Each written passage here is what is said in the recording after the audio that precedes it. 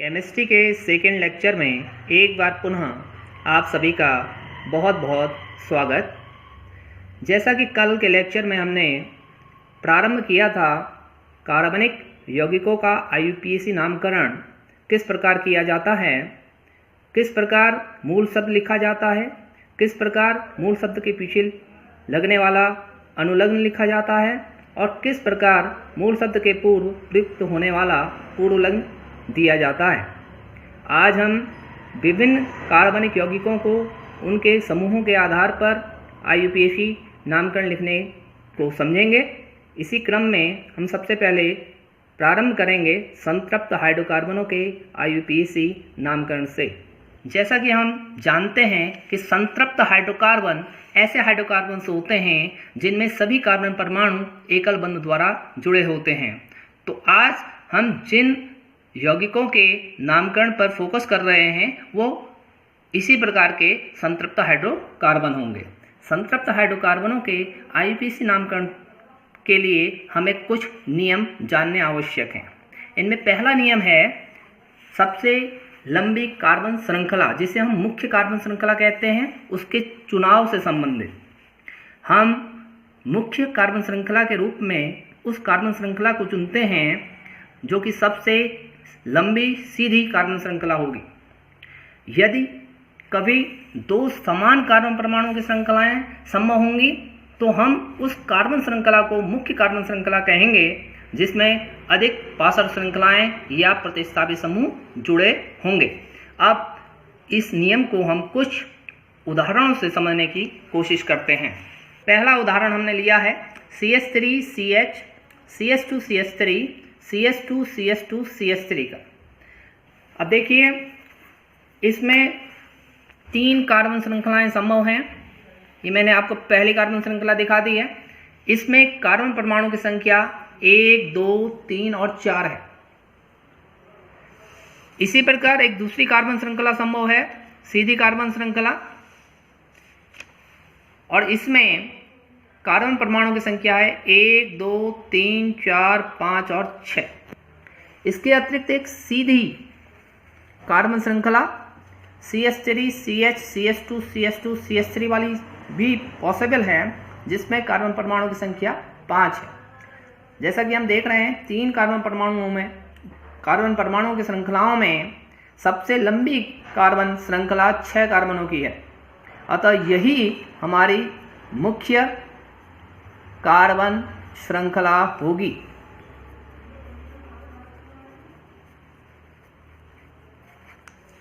इसी प्रकार एक अन्य एग्जाम्पल लेते हैं। यह है CH3 CH CH3 CH CH3 CH2 CH3।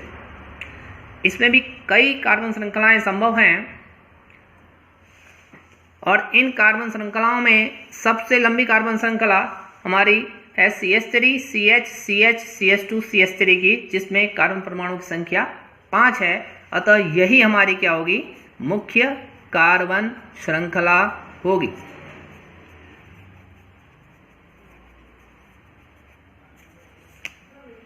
मुख्य कार्बन श्रृंखला के चुनाव कर लेने के पश्चात हमें इस कार्बन श्रृंखला पर संख्यांकन करना होता है, और संख्यांकन के लिए हम कुछ नियमों का पालन करते हैं। उन नियमों में से पहला नियम है, कार्बन श्रृंखला के उस सिरे से संख्यांकन किया जाएगा जहां से प्रतिस्थापी समूह से जुड़े अथवा पार्श्व श्रृंखला से जुड़े कार्बन परमाणु को न्यूनतम संख्या मिले। इसे हम न्यूनतम संख्या का नियम भी कहते हैं। अब इसे हम एक उदाहरण से समझने की कोशिश करेंगे। जैसा कि हमने ये एग्जाम्पल लिया हुआ था और इसमें मुख्य कार्बन श्रृंखला को हमने चुन लिया था। अब इस मुख्य कार्बन श्रृंखला में अगर हम संख्यांकन बाएं तरफ से शुरू करते हैं तो हमें 1, 2, 3 तीसरे कार्बन परमाणु से पार्श्व श्रृंखला जुड़ी हुई मिलेगी। और यदि हम दाएं से बाईं ओर चलते हैं तो हमें 1, 2, 3, 4 चौथे क्रमांक पर पार्श्व श्रृंखला जुड़ी हुई मिलती है। चूंकि 3 और 4 में न्यूनतम क्रमांक 3 है अतः सही क्रमांकन बाएं से दाईं ओर होगा। इस प्रकार है जो हमने दूसरा एग्जाम्पल लिया हुआ था उसमें भी हम संख्यांकन करके देखते हैं। मुख्य कार्बन श्रृंखला में जब हम बाएं से दाईं ओर चलते हैं तो हमारा क्रमांकन निम्न प्रकार होता है। इसमें हम पाते हैं जो पार्श्व श्रृंखलाएं हैं वो हमें दूसरे और तीसरे कार्बन परमाणु से जुड़ी हुई मिल रही हैं, जबकि इसके अतिरिक्त अगर हम संख्यांकन दाएं से बाईं ओर चलते हैं तो संख्यांकन करने पर हमें पार्श्व श्रृंखलाएं 3 और 4 क्रमांक पर प्राप्त हो रही हैं, जो कि पूर्व में प्राप्त होने वाले क्रमांकों 2 और 3 से अधिक हैं। अतः सही क्रमांकन बाएं से दाईं ओर वाला होगा।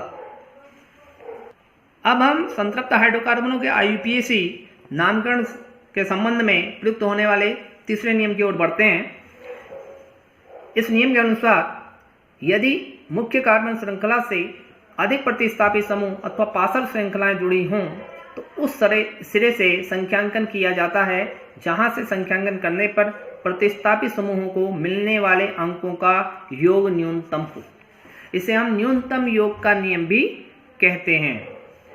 इस नियम को भी हम एक उदाहरण द्वारा समझने की कोशिश करते हैं। जैसे कि एग्जाम्पल लिया हुआ हमने CH3 C CH3 whole twice CH3 CH CH3 CH3। मुख्य कार्बन श्रृंखला हमारी एक सीधी कार्बन श्रृंखला है जिसमें सबसे अधिक कार्बन परमाणु उपस्थित हैं। अब इसमें देखिए, अगर हम संख्यांकन मुख्य कार्बन श्रृंखला में बाएं से दाईं ओर करते हैं तो संख्यांकन शुरू करते हैं बाएं से दाईं ओर 1 2 3 4 एंड 5। तो इस प्रकार संख्यांकन करने पर हम पाते हैं कि प्रतिस्थापी समूहों से जुड़े कार्बन परमाणुओं को 2 2 और 4 संख्याएं प्राप्त होती हैं, जबकि इसी संख्यांकन को अगर हम दाएं से बाईं ओर करते हैं तो हमें प्रतिस्थापी समूह से जुड़े कार्बन परमाणु को प्राप्त होने वाली संख्याएं 2 4 और 4 प्राप्त होंगी। अब अगर हम इन प्रतिस्थापी समूहों से जुड़े कार्बन परमाणुओं से प्राप्त होने वाली संख्याओं को जोड़ करके देखते हैं तो बाएं से दाएं चलने पर हमें यह योग 8 प्राप्त होता है, जबकि दाएं से बाएं चलने पर यह योग 10 प्राप्त होता है। 8 और 10 में न्यूनतम अंक 8 है, अतः सही संख्यांकन बाएं से दाईं ओर होगा, जैसा कि इसमें दर्शाया गया है।